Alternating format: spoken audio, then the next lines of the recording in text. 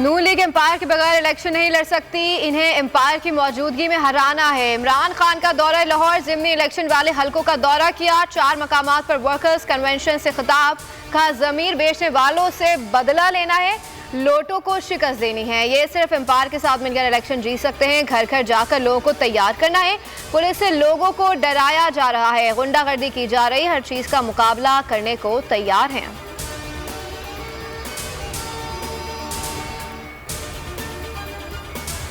ज़िमनी election में कोई लोटा नहीं जीत सकेगा। साबका इलेक्शन में कुछ लोगों को टिकट देने में गलती हुई, इन लोगों को अब घर भेजना जरूरी हो चुका है। हमाद अजहर का पीपी 168 में खिताब, फारूक हबीब बोले कि रियासती जबर और धांधली से इलेक्शन छीनने की कोशिशें करने वाले नाकाम होंगे, इन्हें छुपने की जगह नहीं मिलेगी। नाम नेहाद तजुर्बाकार सिर्फ अपने केसेस माफ कराने आए थे।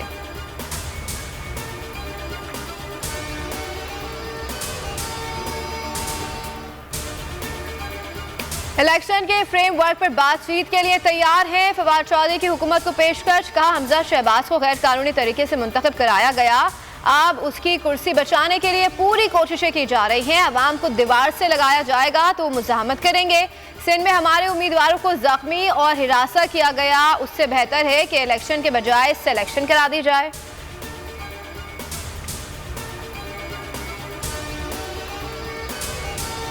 पीटीआई ने 12 जमातों को हरा दिया। स्वात ज़िमनी इलेक्शन में तहरीक इंसाफ ने मैदान मार लिया। तमाम पोलिंग स्टेशन से गैर हतमी और गैर सरकारी नताइज। पीटीआई के फजल मौला 17,000 से ज़ायद वोट लेकर कामयाब। एएनपी के हुसैन अहमद 14,500 वोट हासिल कर सके।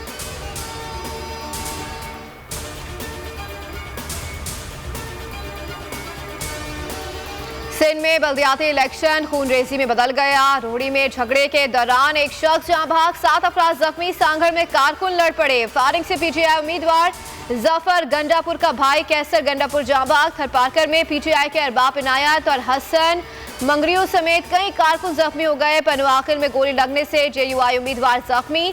कंदकोट में फायरिंग, प्रिजाइडिंग अफसर समेत 4 अफराद जख्मी। दीगर शहरों में दंगे फसाद, दर्जनों जख्मी।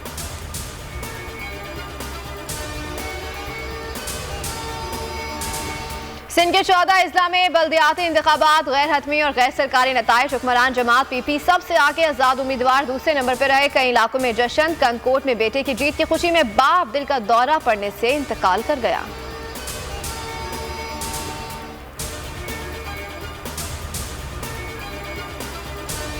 एमक्यूएम को हकीकत समझ आ गई। वसीम अख्तर कहते हैं कि पीपल्स पार्टी से मुआहदे से मुतालिक कोई पेशरफ नहीं हो रही। वज़ीर आज़म के कहने पर 2 वजारतें ली थी।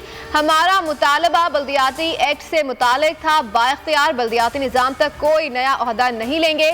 चाहते हैं सुप्रीम कोर्ट के अहकामात के मुताबिक बल्दियाती एक्ट बने।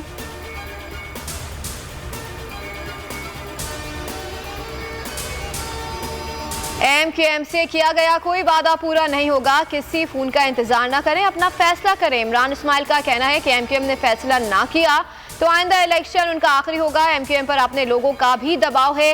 इलेक्शन कमीशन सिंध बल्दियाती इंतखाब का नोटिस नहीं ले रहा। हमें सिलेक्टर्स का ताना देने वाले अब कहाँ हैं? NA 245 ज़िमनी इलेक्शन में जीत कर दिखाएंगे।